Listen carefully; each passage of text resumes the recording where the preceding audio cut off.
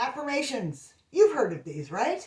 I've heard of them. Have you heard of them? I've heard them. I have them. Yes. Do you do them? Yes. Very good.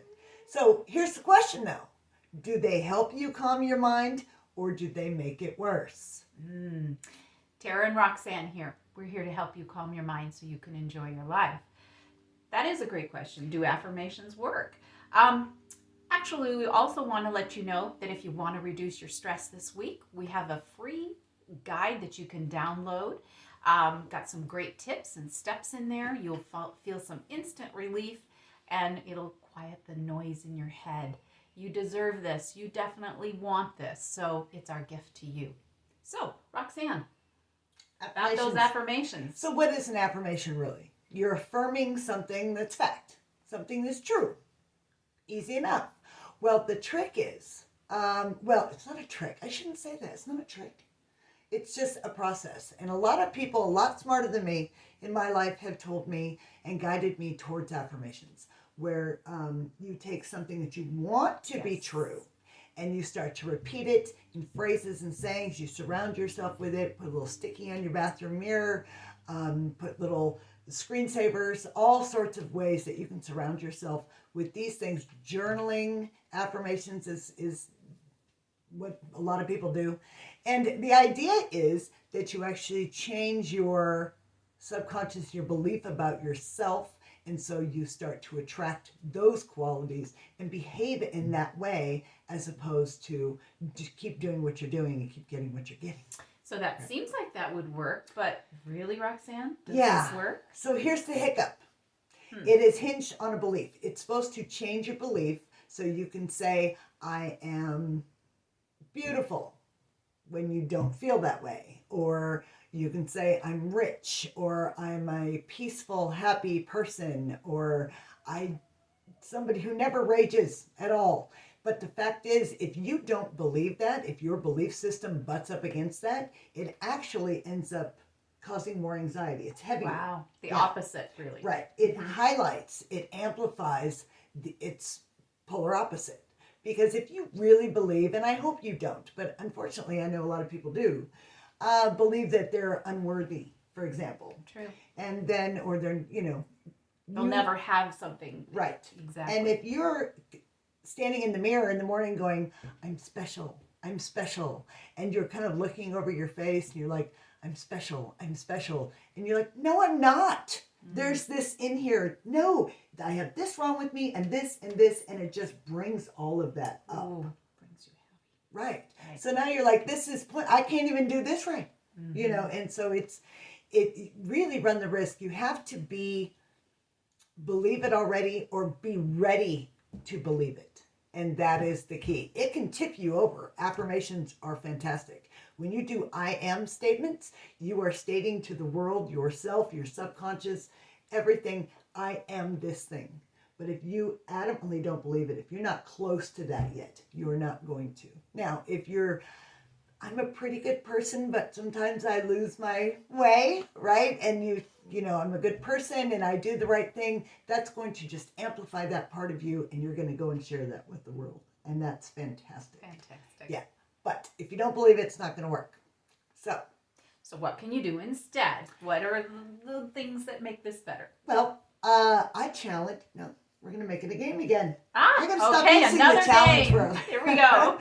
We're going to use this game of asking quality questions. Okay. So that way you are opening up your imagination and your mind and your belief system to something new.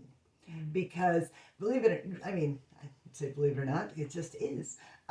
We use our imagination all the time. Usually it's torturing us. It's imagining something horrible that may or may not happen, and how am I going to react to it, and what's going to happen if this happens. And so our imagination usually is a torture device, quite frankly. But in this case, if you can ask quality question, your imagination is going to jump in there and try to fill in the gaps and answer It kind of loves to solve that problem. Yes. We are puzzle solvers and problem solvers, and that's why people watch, crime TV, true crime. I love true crime. Law and Order, that kind of thing. We're always trying to figure out who done it, right? And so, which is exactly why most of our stress I'll just feed that in real quick. Cause, because our mind wants a problem to solve. So it causes problems. It causes drama. So these quality questions, these whys. Give it a job. And what kind of questions, like, would you? So, maybe you could ask questions like, what if questions. That way there's no definitive. You're not stating something as fact. You're asking, what if I got that job? What would that look like if I made, I don't know, X amount of money per year? Mm-hmm. Or what would it feel like to be a super happy person all day? Or not, you know, you don't want to be like, Tinkerbell or whatever. But what would it feel like to actually be calm? I listened to these two. They're talking about calming your mind. And it sounds nice, but what would it actually be like if that was reality? What if that was possible for me? So you're actually then changing the questions you're asking yourself into a new set of questions that are a little more positive rather than the why does this happen to me? Why? Yes. And you're making them, right? Yes, that is the key too.